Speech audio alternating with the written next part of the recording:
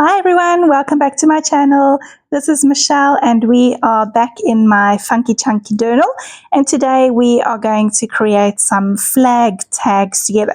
So I call them flag tags because the little shape that they end up being reminds me of flags, and I'm obviously using them as tags in my journal. So flag tags.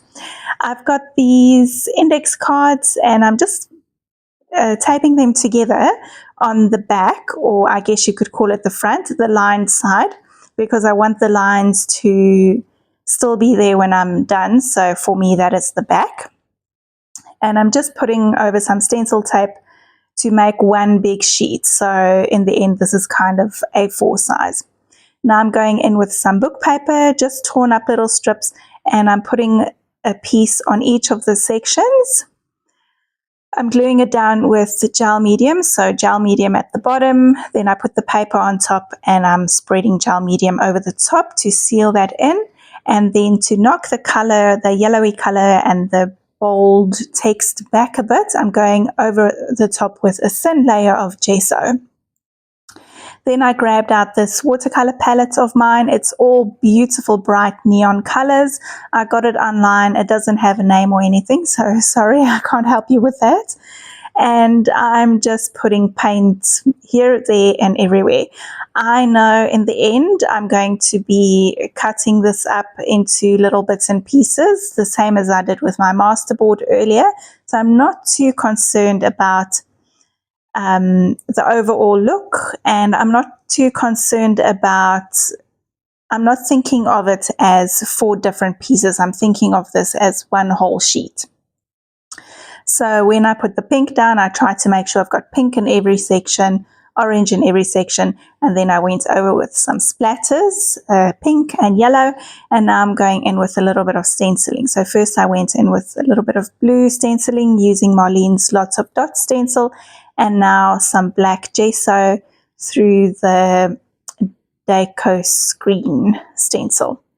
And I'm just making sure that the whole page, every section of the page, has some of that color in. And of course, ending it off with a little bit of black splatter using my fan brush. So all I did there is just water down the leftover gesso that I had there on my palette, and splattering it with my fan brush.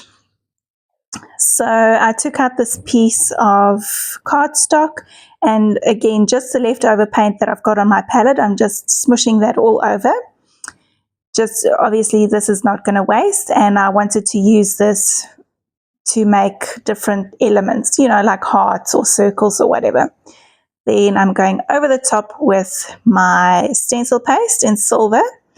My stencil paste didn't go through this, so it was a little bit messy, but I think my stencil is actually a little bit overused and underpaid.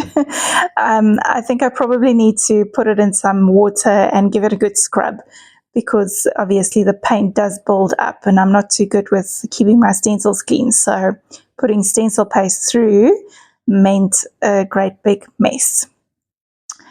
I'm taking my cards out, folding them in half, and I'm not looking at the front because I want it to be a surprise when I lift it. And then I'm just cutting through.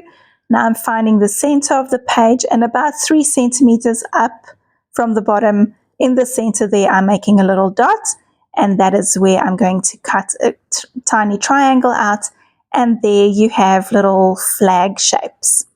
Now I'm starting to use that little piece that we just did the stencil paste over the top of, and I cut a little heart from the blue section, and I think I will also do a heart or something from the black section, I'm not sure. But first I grabbed some fabric. So this is a really nice dotty one, excuse me. And I'm going to make, this is going to be like the fold over bit for the tag to get attached onto the page. It will all make sense in the end, I promise. So the top is going to fold over the card, and then through that little hole in the center there, I will put a paper clip and clip that onto the page. So I went through this little box of embellishments that I've got there, and I chose some hearts and things, and then butterflies. And then when I was happy with what I chose, I just went through to my sewing machine and I stitched everything together. So I stitched the hearts and the butterflies onto my tag, and I also stitched the little flap around the top there. And I'm going through Marlene's quotes from the Christmas calendar this year, last year, 2024, sorry. We are that far ahead already. And I'm just grabbing some quotes to stick over the top there. I rarely make anything without quotes, so it just felt incomplete without. So now I'm trying to figure out a way to make this work. It did take a little bit of shuffling about to figure out how to do this the right way, but we got there in the end. And I'm just securing these tags onto my paper or my pages with a paper clip, and that is perfect for me. And then at the back of those tags, there's still space for journaling.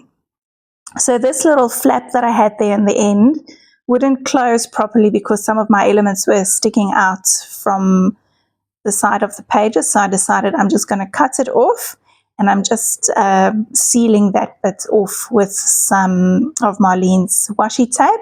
And I will add this somewhere to the front of the book as well when I do the cover.